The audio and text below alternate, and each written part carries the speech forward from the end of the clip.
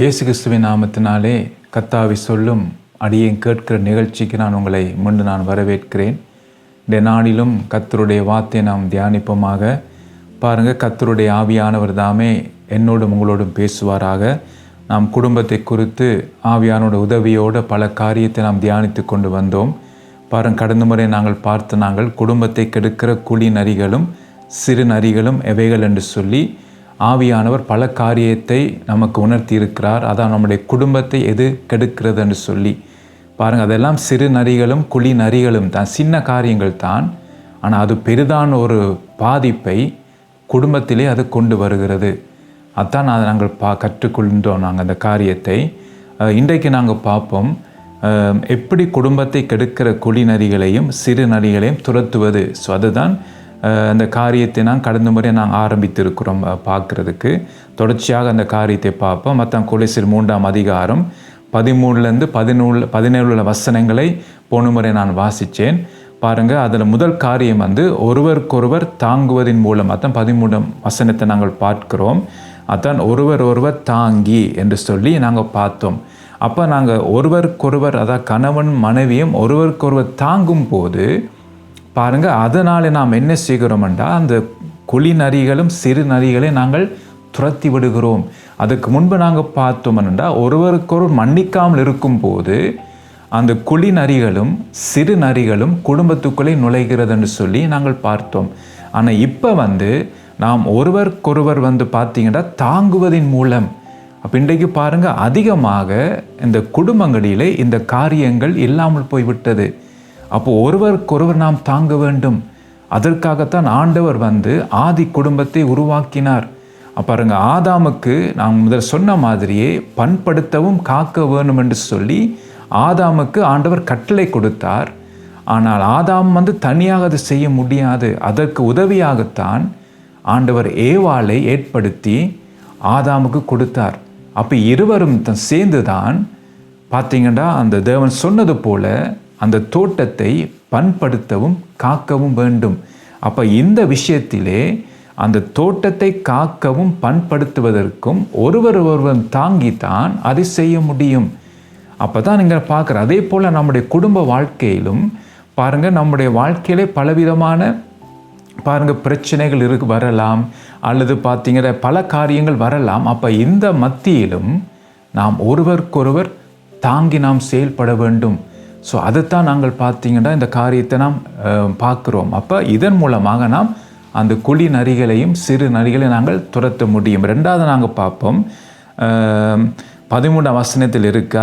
அது என்ன சொல்லப்பட்டிருக்கு, ஒருவர் பேர் ஒருவர் குறைபாடு உண்டானால் கிறிஸ்து மன்னித்தது போல் ஒருவருக்கொருவர் மன்னிப்பதன் மூலம். அப்போ அந்த மன்னிப்பு மிக மிக முக்கியம் நம்முடைய வாழ்க்கையில். தான் கடந்த முறையாக கொஞ்சம் பார்த்தோம். நாங்கள் கிறிஸ்து நம்மை மன்னித்தது போல என்ற நாமும் நம்முடைய வாழ்க்கையிலே பலவிதமான விஷயத்தில் நாம் தவறுகிறோம். நாம் சொல் தவறுகிறோம், நம்முடைய செய்கையில் நாம் தவறுகிறோம், கர்த்தருடைய வார்த்தைக்கு கீழ்ப்படியாதபடிக்கு நாம் தவறுகிறோம். ஸோ இப்படி பலவிதமான காரியத்தை நம்முடைய வாழ்க்கையிலே காணப்படுகிறது. ஆனால் நாம் மனம் திரும்பி கர்த்தரை நோக்கி ஆண்டவரே இரட்சியும் என்று நாம் கூப்பிடும்போது கர்த்தர் நமக்கு மன்னிக்கிறார். அதே போலத்தான் குடும்பத்திலும் அதே மாதிரித்தான் இருக்க வேண்டும். கிறிஸ்து நமக்கு முன்மாதிரியாக இருக்கிறார். ஏனென்றால் கிறிஸ்து எங்களை புறம்பை தள்ளவில்லை, கிறிஸ்து எங்களை வெறுத்து விடவில்லை. கிறிஸ்து ஒவ்வொரு முறையும் நாங்கள் அவரிடத்தில் வரும்போது அவர் எங்களை மன்னித்து அவர் ஏற்றுக்கொள்ளுகிறார். அந்த ரோமரில் அதே அழகாக எழுதியிருக்கிறது, எவன் மேல் இரக்கமாக இருக்க நான் சித்தமாக இருப்பேனோ அவன் மேல் இரக்கமாக இருப்பேன், எவன் மேல் கிருபையாக இருக்க நான் சித்தமாக இருப்பேனோ அவன் மேல் கிருபையாக இருப்பேன் என்று சொல்லி அங்கே கர்த்தருடைய வார்த்தையை நாங்கள் பார்க்கிறோம். அப்போ இந்த காரியத்தில் நாம் கவனமாக இருக்க வேண்டும். ஸோ மூன்றாவது நாங்கள் பார்ப்போம், 14 வசனத்தில் நாங்கள் பார்த்தபடி பாருங்கள், இவை எல்லாவற்று மேலும் பூரண சற்குணத்தின் கட்டாகிய அன்பை தரித்து கொள்ளுங்கள் என்று சொல்லி இங்கே நாங்கள் பார்க்கிறோம்.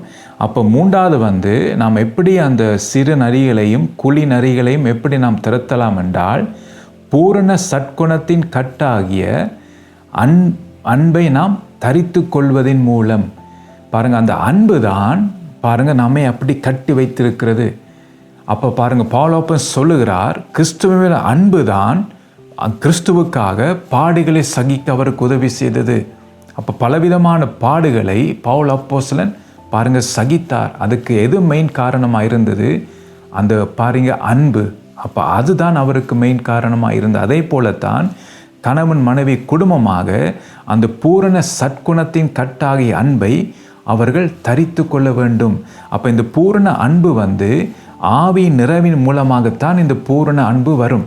அதான் நாங்கள் பார்த்தீங்கன்னா 1 கொரிந்தியர் 13ஆம் அதிகாரம் 10ஆம் வசனத்தை நாங்கள் வாசிக்கும் போது, நிறைவானது வரும்போது குறைவானது ஒளிந்து போகும். என்னடா நம்முடைய வாழ்க்கை, நம்முடைய மாம்சம் பாருங்க அநேக குறைவுகள் உள்ள காரியம். நம்முடைய மாம்சத்திலே பரிசுத்தாவின் நிறைவு நமக்குள் வரும்போது நம்முடைய வாழ்க்கையிலே காணப்படுகிற எல்லா குறைவுகளையும் அந்த நிறைவு, அதாவது ஆவியின் நிறைவு, அது நம்மை விட்டு எடுத்து போடும்.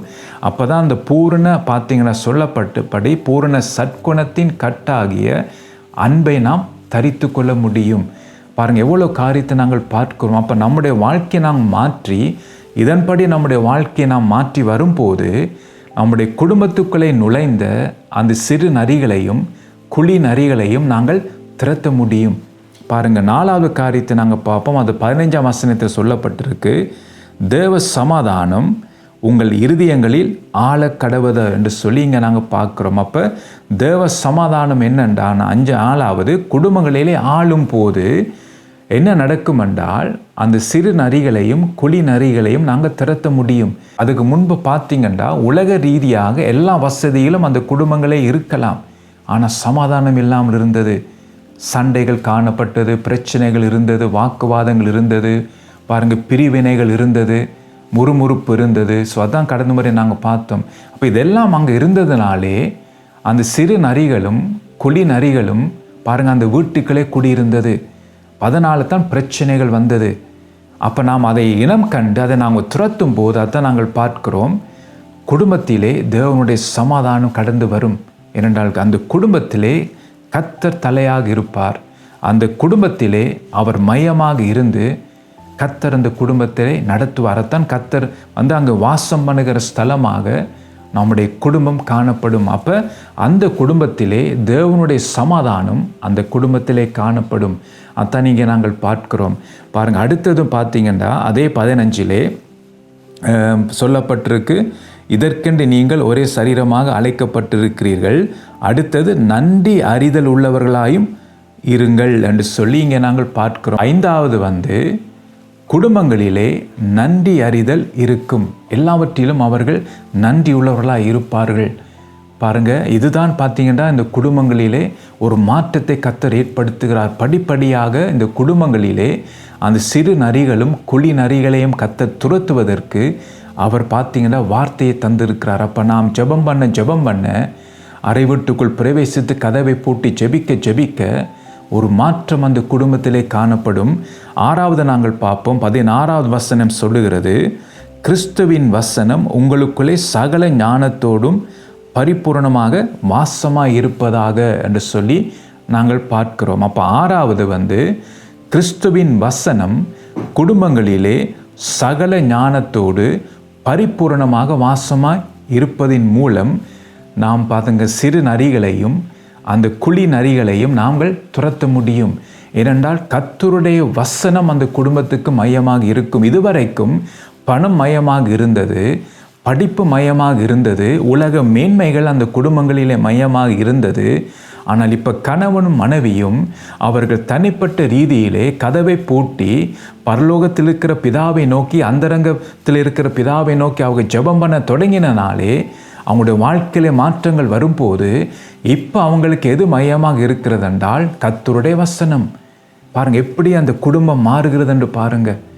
அப்போ இப்படி தான் ஆரம்ப காலத்திலே குடும்பங்கள் காணப்பட்டார். ரட்சிக்கப்பட்ட அந்த ஆரம்ப காலத்திலே கர்த்தர் மேல் அந்த வைராக்கியம், அந்த தாகம், அந்த வாஞ்சை ஆரம்ப காலத்திலே குடும்பங்களிலே இருந்தது.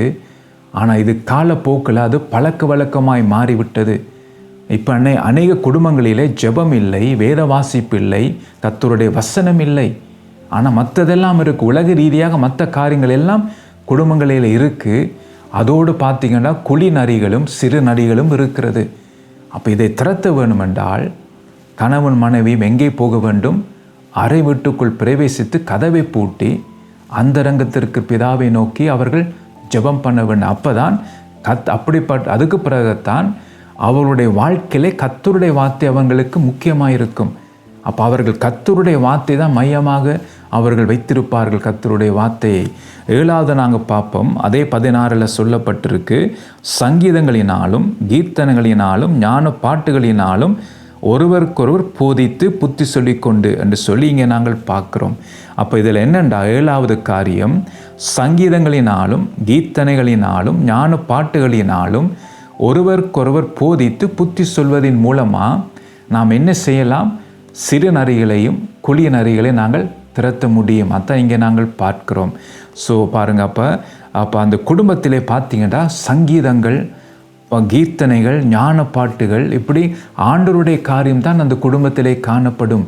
பாருங்கள், இன்றைக்கு சில குடும்பங்களிலே பார்த்தீங்கன்னா உலக காரியங்கள், உலக பாட்டுக்கள், உலக காரியங்கள் தான் இன்றைக்கு கிறிஸ்தவ குடும்பங்களிலே, இன்றைக்கு சில குடும்பங்களிலே காணப்படுகிறது, கேட்கப்படுகிறது. அப்போ இதெல்லாம் போய் பார்த்தீங்கன்னா கர்த்தருடைய நாமத்துக்கு மகிமைக்கென்ற பாடல்கள், அதான் சங்கீதங்களினாலும் கீர்த்தனைகளினாலும் ஞான பாட்டுகளினாலும் ஒருவருக்கொருவர் போதிக்கிறதும் அடுத்தது புத்தி சொல்வதும் அந்த குடும்பத்திலே காணப்படும். 8வது நாங்கள் பார்ப்போம், அதே 16 சொல்லப்படுகிறது, உங்கள் இருதயத்திலே கர்த்தரை பக்தியுடன் பாடி. பாருங்க, இப்போ கர்த்தரை எப்படி பாடுகிறார்களாம்? பக்தியுடன் பாடுவார்கள். அதுக்கு பார்த்தீங்கன்னா அதான் சொல்லப்படுற, இருதயத்திலே கர்த்தரை பக்தியுடன் பாடி. அப்போ இன்றைக்கு நாம் சத்தமாக கர்த்தருடைய பாட்டை நாங்கள் படிக்கலாம். சில நேரம் நாம் என்ன செய்வோம், சமைக்கும் போது, அப்புறம் ஏதாவது நாங்கள் வீட்டு வேலையை செய்யும் போது அவங்க இருதயத்திலே அவங்க என்ன செய்வாங்க? பாட்டை படித்து கொண்டிருப்பார்கள். அப்போ அவங்களுடைய இருதயம் ஓய்ந்திருக்காது. ஆண்டவருடைய பாட்டை படித்து கொண்டிருக்கும், துதித்து கொண்டிருப்பார்கள் கர்த்தரை. துதிக்காண்டு அந்த இருதயம் அது வாஞ்சிக்கும். பாருங்கள், எப்படியோ அந்த குடும்ப சூழ்நிலைகள் மாறுகுதுன்னு பாருங்கள்.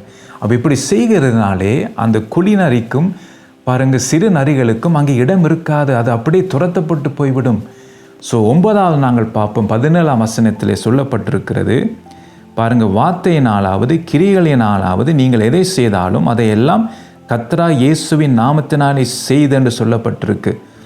அப்போ இதுதான் பாருங்க, அப்போ 9வது காரியம், குடும்பத்திலே எதை செய்தாலும் இயேசுவின் நாமத்தினாலே அவர்கள் செய்வார்கள். அப்போ அது அவர்களுக்கு மையமாக இருக்கும். எதை செய்தாலும் கர்த்தருடைய நாம மகிமைக்கென்று தான் அவர்கள் செய்வார்கள். இதில் கர்த்தர் பிரியப்படுகிறாரா, அவருடைய சித்தமா, அவருக்கு இது பிரியமா இருக்கும் என்று சொல்லி அவர்கள் அதை குறித்து தான் அவர்கள் சிந்திப்பார்கள். ஆனால் அதுக்கு முதல் பார்த்தீங்கன்னா தங்களுக்கு பிரியமானது தான் அவர்கள் குடும்பத்தில் செய்தார்கள். தாங்கள் விரும்புவது, தாங்கள் நினைக்கிறது, அதுதான் குடும்பத்திலே செய்யப்பட்டது. ஆனால் இப்போ அது அப்படியே மாறிவிட்டது. அப்போ குடும்பத்திலே எதை செய்தாலும் இயேசுவின் நாமத்தினாலே அவர்கள் செய்வார்கள். ஸோ 10வது நாங்கள் பார்க்கும்போது 17ஆம் வசனம் சொல்லப்படுகிறது. பாருங்கள், அவர் முன்னிலையாக பிதாவாகி தேவனை ஸ்தோத்தரிப்பார்கள். அப்போ 17 நாங்கள் பார்த்தபடி 10வது காரியம், எல்லாவற்றிற்காக பிதாவையாக தேவனை அவர்கள் ஸ்தோத்தரிப்பார்கள். எல்லாவற்றுக்காக அவர் நன்றி சொல்வார்கள். ஏன்னா அவங்களுடைய இருதயம் நன்றியால் நிறைந்திருக்கும், சந்தோஷத்தினால் நிறைந்திருக்கும், சமாதானத்தினாலே நிறைந்திருக்கும். அப்போ அவங்களுடைய வாழ்க்கையிலே பாடுகள் மத்தியில் போனாலும் கூட, துன்பத்தின் வழியால் போனாலும் கூட பாருங்கள், அவர்கள் அதை எல்லாவற்றுக்காக அவர்கள் நன்றி சொல்வார்கள். அவங்களுடைய இருதயம் அது நன்றி என்று சொல்லும். அதான் நாங்கள் பார்க்கிறோம். அப்போ பாருங்கள், யோபு சொன்னது போல கர்த்தர் கொடுத்தார், கர்த்தர் எடுத்தார், அவருடைய நாமத்துக்கே மகிமை உண்டாவதாக. பாருங்கள், அப்போ ஒரு ஸ்தோத்திர இருதயம் அவங்களுடைய வாழ்க்கையிலே காணப்படும். பாருங்கள், அப்போ மொத்தமாக 10 காரியத்தை நாங்கள் பார்த்தோம். அப்போ இந்த 10 காரியங்கள் அந்த குடும்பத்திலே காணப்படும் போது அந்த காரியத்தினாலே பாருங்கள், குழி நரிகளுக்கும் சிறு நரிகளுக்கும் அங்கே இடம் இருக்காது. அப்போ அந்த காரியத்தினாலே அவைகளை நாங்கள் துரத்திவிட முடியும். அப்போ இப்படித்தான் பாருங்கள், கர்த்தர் கணவனையும் மனைவியையும் பயன்படுத்தி குடும்பத்தை கட்டுவார். இதுதான் பாருங்கள், அப்போ குடும்பத்தை கட்டுவதற்கு அவர் யாரை பயன்படுத்துகிறார்? கணவனையும் மனைவியையும் பயன்படுத்துகிறார். அப்போ அவருடைய திட்டத்தை அவர்கள் மூலமாக நம்முடைய குடும்பத்தில் அவர் செயல்படுத்துகிறார். அப்போ இந்த கடைசி காலத்திலே கணவனும் மனைவியும் இடைவிடாமல் அவர்கள் என்ன செய்ய வேண்டாம்? ஜெபத்திலே அவர்கள் காத்திருக்க வேண்டும். அதில் ஓய்ந்திருக்கக்கூடாது. அப்போ நாம் இடைவிடாமல் அவர்கள் ஜெபத்திலே தரித்திருக்க வேண்டும். அப்போ எப்படி நோவா தேவெச்சிரிப்பு பெற்று பயபக்தி உள்ளவனாய் மாறி பாருங்க இந்த காரியத்தை தன்னுடைய குடும்பத்துக்கு கடத்தினாரோ, அதே போல நாமும் நம்முடைய பிள்ளைகளுக்கும் இவைகளை கடத்த வேண்டும். இப்போ கணவன் மனைவி அவர்கள் பாருங்க கர்த்தரை தேடிட்டு கர்த்தருக்கு பிரியமாக அவங்களுடைய வாழ்க்கை மாறிக்கொண்டு வரும்போது, அப்போ கர்த்தர் சொல்லுகிற காரியங்களை அதை பிள்ளைகளுக்கு அவர்கள் என்ன செய்ய வேண்டும்? அதை கடத்த வேண்டும். என்ற குடும்பமாக கர்த்தரை தேட வேண்டும். யோசுவா சொன்னது போல நானும் என் வீட்டாருமோ என்றால் கர்த்தரை சேவிப்போம். அப்போ இன்றைக்கு கணவனும் மனைவியும் கர்த்தரை சேவிக்க தொடங்கி விட்டார்கள். ஆனால் பிள்ளைகளும் கர்த்தரை சேவிக்க தொடங்க வேண்டும். அப்போ இந்த காரியங்கள் கர்த்தர் சொல்லுகிற காரியங்களை அவர்கள் என்ன செய்ய வேண்டும் என்றால் பிள்ளைகளுக்கு கடத்த வேண்டும். எப்படி நோவா அது செய்தாரோ அதே போல் நாமும் என்ன செய்ய வேண்டும் என்றால் அந்த காரியங்களை நாம் கடத்த வேண்டும். பாருங்கள், அதான் பார்ப்போம் நாங்கள் எப்படி தேவனுடைய காரியங்களை பிள்ளைகளிடத்தில் கடத்துவது. பாருங்கள், முதல் காரியத்தை நாங்கள் பார்ப்போம். சங்கீதம் 34:8 வாசிக்கும் போது, ஸோ அது நமக்கு தெரிஞ்ச வசனமாக இருக்கலாம். கர்த்தர் நல்லவர் என்பதை ருசித்து பாருங்கள், அவர் மேல் நம்பிக்கையாக இருக்கிற மனுஷன் பாக்கியவான். அப்போ இந்த வசனத்திலே 2 காரியத்தை நாங்கள் பார்க்கிறோம். ஒன்று கர்த்தர் நல்லவர் என்பதை ருசித்து பாருங்கள் என்று சொல்லுகிறது. டேஸ்ட் பண்ணி பாருங்க என்று சொல்லி. அப்படி செய்தால் பாருங்க, அவர் மேல் நம்பிக்கையாக இருக்கிற மனுஷன். அப்போ அந்த டேஸ்ட் பண்ணும்போது கர்த்தர் மேல் ஒரு நம்பிக்கை வருகிறது. அப்போ அந்த நம்பிக்கை வரும்போது அந்த மனுஷன்தான் பாக்கியவான். அப்போ இந்த காரியத்தை தான் நாம் பிள்ளைகளுக்கு அதை கடத்த வேண்டும். அப்போ பிள்ளைகள் கர்த்தரை ருசி பார்க்க வேண்டும். அப்போ அவர் ருசி பார்க்கும்போது கர்த்தர் மேல் நம்பிக்கை அவர்களுக்கு வரும். அப்போ அவர்கள் தான் பாக்கியவான்கள். அப்போ பாருங்கள், அப்போ எவ்வளோ முக்கியம் என்று பாருங்கள். அப்போ பிள்ளைகள் கர்த்தரை ருசி பார்க்க வேண்டும். அது முக்கியம். அப்போ பெற்றோராகிய நாங்கள் பிள்ளைகள் ருசி பார்ப்பதற்கு நாம் அவர்களை நடத்த வேண்டும். பாருங்கள், அப்போ எப்படி பிள்ளைகள் ருசித்து பார்ப்பார்கள், ஸோ அதை நாம் கற்றுக்கொள்ள போகிறோம். அதுவும் ஆவியானவர் நமக்கு கற்றுக் கொடுக்க விரும்புகிறார். பாருங்கள், சங்கீதம் 119, 103 நாங்கள் வாசிக்கும் போது அங்கே ஆவியானவர் அழகாக எழுதி வைத்திருக்கிறார். உம்முடைய வார்த்தைகள் என் நாவுக்கு எவ்வளவு இனிமையானவைகள், என் வாய்க்கு அவைகள் தேனிலும் மதுரமாய் இருக்கும் என்று சொல்லி இங்கே நாங்கள் பார்க்குறோம். அப்போ ருசி பார்ப்பது பார்த்தீங்கன்னா தேவனுடைய வார்த்தை மூலமாகத்தான் வரும். அதான் வேதம் சொல்லுகிறது, உம்முடைய வார்த்தைகள் என் நாவுக்கு எவ்வளவு இனிமையானவைகள். அப்போ அந்த வார்த்தையை நான் ருசி பார்க்காட்டா அது பார்த்தீங்கன்னா இனிமை என்று சொல்லி, அதாவது அந்த இனிமையானது சொல்லி நாம் கண்டுபிடிக்க முடியாது. அப்போது ஏதாவது ஒரு சாப்பாட்டை நாங்கள் அதை டேஸ்ட் பண்ணினால்தான் அது நாம் அந்த சாப்பாட்டு டேஸ்ட் என்று சொல்லி எனக்கு தெரிய வரும். அப்போ பல பேர் சொல்லலாம் இந்த சாப்பாடு நல்ல டேஸ்ட்னு சொல்லி. அப்போ நான் காதனாலே கேட்டிருக்கிறேன் ஒழிய, ஆனால் என்னுடைய நாவினாலே நான் சுவைக்கவில்லை. அப்போ உண்மையாக அது டேஸ்ட்னு சொல்லி எனக்கு தெரியாது. அப்போ அதை நான் டேஸ்ட் பண்ணினால்தான் உண்மையாக எனக்கு தெரியும். அவர்கள் சொல்கிறபடி உண்மையாகவே இந்த சாப்பாட்டு நல்ல டேஸ்டாக இருக்குது. அதே போல தான் இன்றைக்கு கர்த்தருடைய வார்த்தையை பெற்றோராகி நாம் ருசித்து இருக்கிறோம் என்ற தேவனுடைய சமூகத்திலே போய் காத்திருப்பதினாலே, கர்த்தருடைய சமூகத்திலே நாம் களி கூறுகிறதுனாலே, கர்த்தருடைய மகிமையை பார்க்கிறதுனாலே நாம் அதில் சந்தோஷம் அடைகிறோம். ஆனால் பிள்ளைகளும் கர்த்தர் ருசி பார்க்க வேண்டும். எப்படி நாம் ருசி பார்த்தோமோ பெற்றோராகிய நாங்கள், அதே போல அவர்களும் கர்த்தரை ருசி பார்க்க வேண்டும். அப்போ அதை எப்படி முடியும் என்றால் கர்த்தருடைய வார்த்தை. அப்போ கர்த்தருடைய வார்த்தை மூலமாகத்தான் அவர்கள் தேவனை ருசி பார்க்க முடியும். அதான் சொல்லப்படுகிறது, என் வாய்க்கு அவைகள் தேனிலும் மதுரமாக இருக்கும் என்று சொல்லி.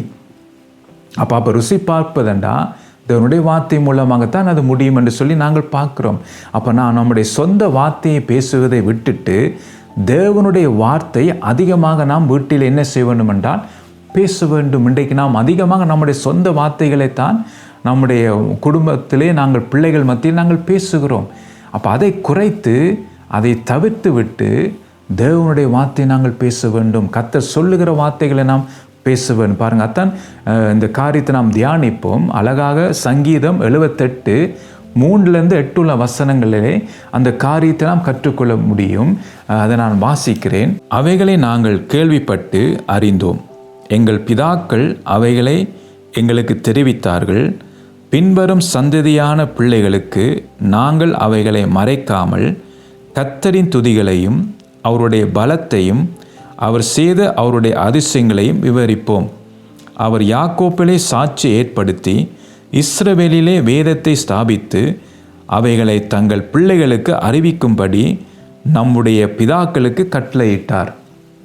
இனி பிறக்கும் பிள்ளைகளாகிய பின் சந்ததியார் அதை அறிந்து கொண்டு அவர்கள் எழும்பி தங்கள் பிள்ளைகளுக்கு அவைகளை சொல்லும்படிக்கும் தேவமேல் அவர்கள் தங்கள் நம்பிக்கையை வைத்து தேவனுடைய செயல்களை மறவாமல் அவர் கற்பனைகளை கைக்கொள்ளும்படிக்கும் இருதயத்தை செவ்வைப்படுத்தாமலும் தேவனை உறுதியாய் பற்றி கொள்ளாமலும் இருந்த முரட்டாட்டமும் கலகமுள்ள சந்ததியாகிய தங்கள் பிதாக்களுக்கு அவர்கள் ஒப்பாகாத படிக்கும் இவைகளை கட்டளையிட்டார் என்று சொல்லி இங்கே நாங்கள் பார்க்கிறோம். அப்போ கர்த்தர் குடும்பத்துக்கு கட்டளை கொடுக்கிறார். எப்படி ஆதாமுக்கு ஆண்டவர் கட்டளை கொடுத்தாரோ பண்படுத்தவும் காக்க வேணும் என்று சொல்லி ஆதாமும் ஏவாளும் சேர்ந்து தான் அந்த காரியத்தை அவர்கள் செய்ய வேண்டும்.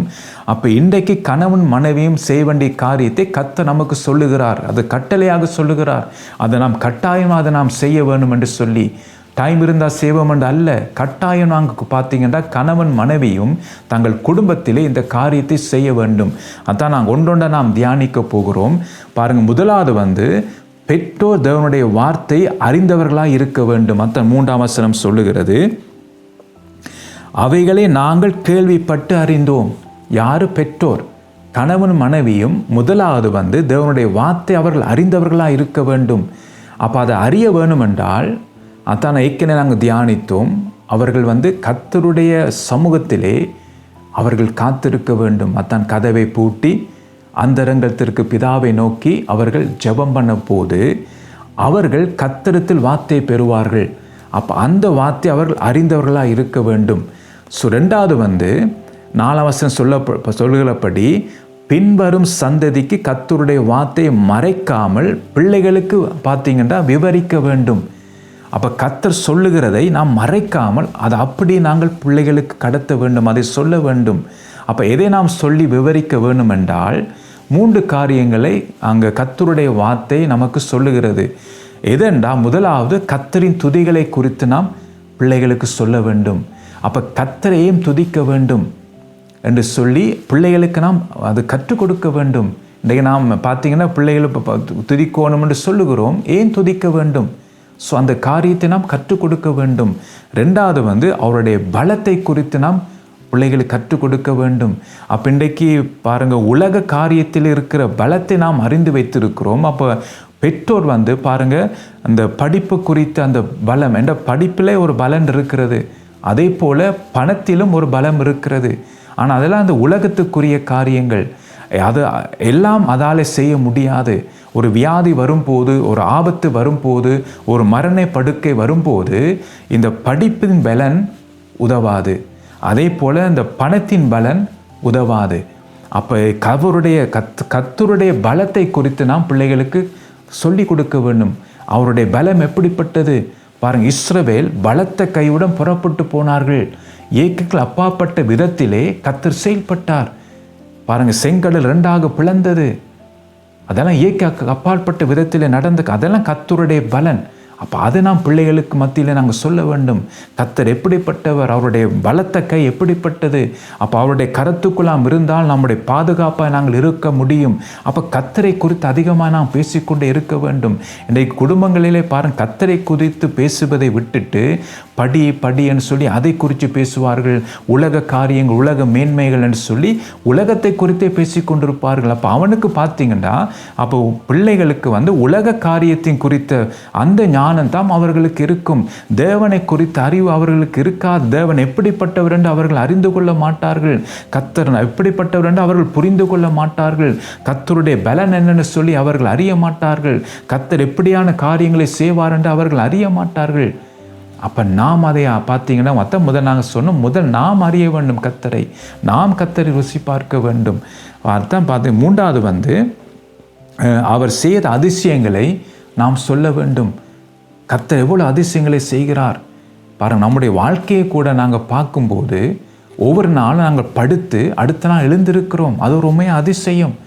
எவ்வளோ மரணங்கள் படுக்கையிலே நடக்கிறது. ஏற்கனவே பலமுறை நான் சொல்லியிருக்கிறேன். பாருங்கள், நம்முடைய இருதயம் தொடர்ந்து அடித்து கொண்டிருக்கிறது. அது ஒரு அதிசயம். நாம் அதெல்லாம் சிந்திப்பதில்லை.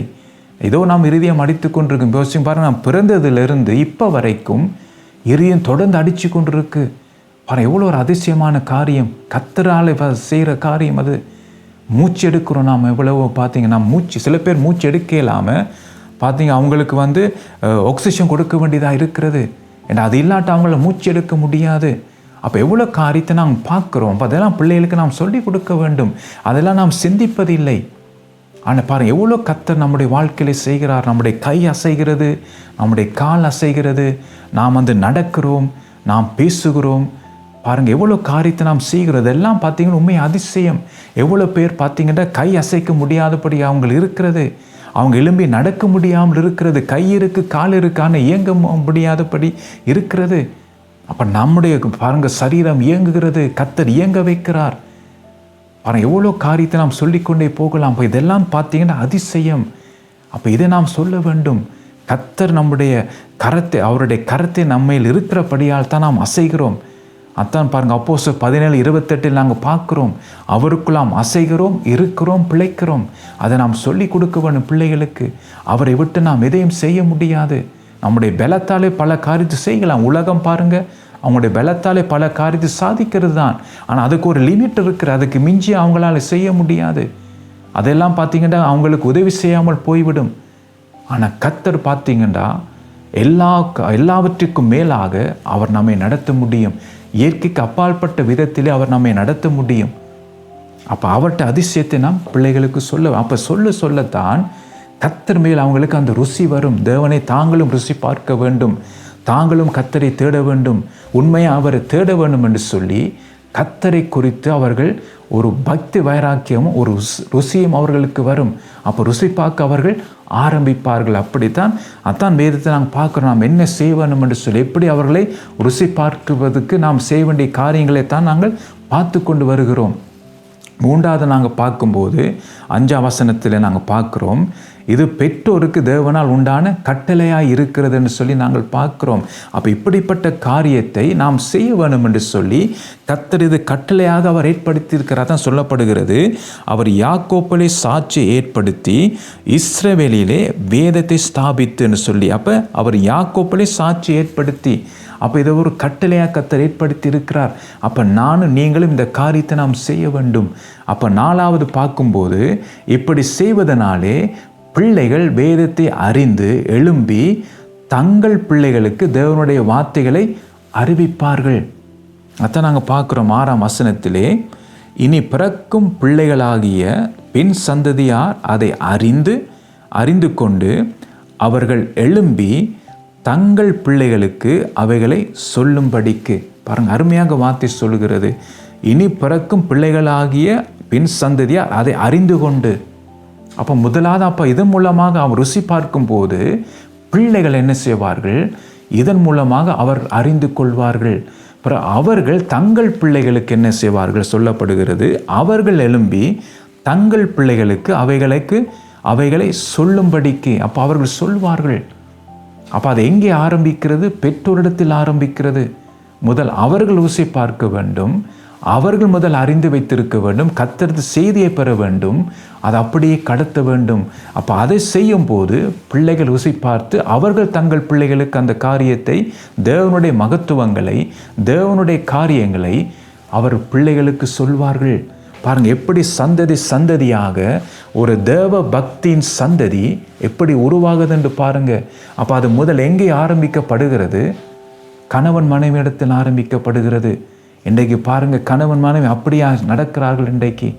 இன்றைக்கு எல்லாம் மாறி இருக்கிறது. இன்றைக்கு குடும்பத்திலே பார்த்தீங்கன்னா இங்கு சொல்லப்பட்ட இந்த காரியங்கள் ஒன்றுமே குடும்பங்களில் இல்லை. ஞாயிற்றுக்கிழமை போவார்கள், ஊழியம் செய்வார்கள், பிறகு வந்து விடுவார்கள். பிறகு எல்லாம் உலக காரியங்கள் தான் குடும்பங்களிலே காணப்படுகிறது. தேவனுடைய காரியங்கள் ஒன்றுமே குடும்பங்கள் இல்லை. ஆனால் பெயர் கிறிஸ்துவ குடும்பம், பெயர் ஆவிக்குரிய குடும்பம், பெயர் என்ன இருக்கு? ஊழியம் செய்கிறவர்கள். ஆனால் கர்த்தருடைய காரியங்கள் ஒன்றும் குடும்பங்களில் இல்லை. இன்றைக்கு இப்படி தான் பல குடும்பங்கள் இருக்கிறது. அப்போ ஆவியானவருக்கு தெரியும். அதான் ஆண்டவர் இப்போ குடும்ப சூழ்நிலையை தான் சொல்லுகிறார், எப்படிப்பட்ட காரியங்கள் இங்கே இருக்குது என்று சொல்லி. அப்போ நாம் பார்த்தீங்கன்னா கவனமாக இருக்க வேண்டும். நம்முடைய குடும்பத்தை ரட்சிக்க கர்த்தர் நமக்கு வழியை காட்டுகிறார். இப்போ இதெல்லாம் நாம் அறிந்தும் இதை மாதிரி செய்யாமல் போனால் மீட்கப்படும் நாளை குடும்பமாக இழந்து விடுவார்கள். அதுக்கப்புறம் பார்த்தீங்கன்னா அந்த கிறிஸ்துவின் ஆட்சி மோசமாக இருக்கும், தப்ப முடியாது. அப்போ கிறிஸ்துவுக்கென்று உறுதியாக நிற்க முடியாது. அப்படி என்றால் பார்த்தீங்கன்னா இரத்த சாட்சியை தான் மறிக்க வேண்டும். இல்லாட்டா அந்த கிறிஸ்துவை முத்திரை ஏற்றுக்கொள்ள வேண்டும். பாருங்க, அப்போ ஒரு மோசமாக இப்போ நல்ல ஒரு கிருபையின் காலத்தில் வாழ்கிறோம். இன்றைக்கு அநேகர் கர்த்தரை தேட முடியலை. அந்த கிறிஸ்துவின் காலத்திலே அந்த கிருபை எடுக்கப்பட்டு போய்விடும். சபை போன பிற்பாடு கிருபையும் எடுக்கப்பட்டு போய்விடும். அப்போ என்னென்று கர்த்தரை அவர்கள் பிடித்து கொண்டிருப்பார்கள்? இப்பயே உறுதி இல்லை, அந்த நேரம் எப்படி உறுதியாக இருப்பார்கள்? அப்போ அதனால் நாங்கள் தப்ப வேண்டும். அதுக்காக தான் கர்த்தர் நம்மோடு இடைப்பட்டு கொண்டிருக்கிறார். ஸோ அடுத்த முறைக்கு தொடர்ந்து இந்த காரியத்தை தியானிப்போம். கர்த்தர் தாமே உங்களை ஆசீர்வதிப்பாராக.